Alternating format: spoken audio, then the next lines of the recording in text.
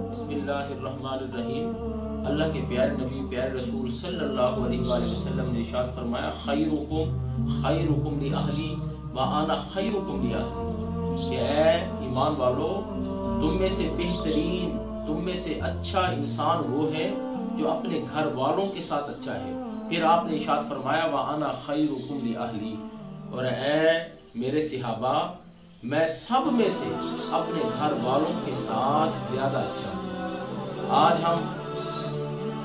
دوستوں کے ساتھ، عزیز و اقارب کے ساتھ اور رشتہ داروں کے ساتھ بڑے اچھائی کا برتاؤ کرتے ہیں، لیکن جب گھر کا معاملہ آتا ہے تو وہاں کنجوسی سے کام لیتے ہیں، وہاں اپنے ہاتھ کو روک لیتے ہیں۔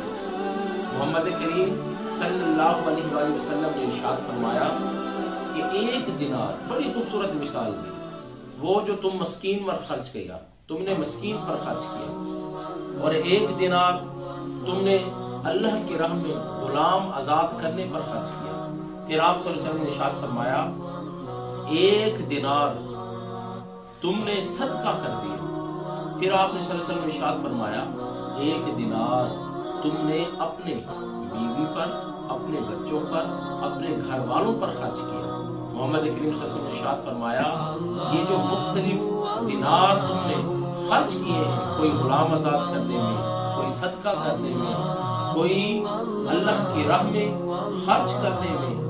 اور جو تم نے دینار اپنے گھر والوں پر خرچ کیا ہے،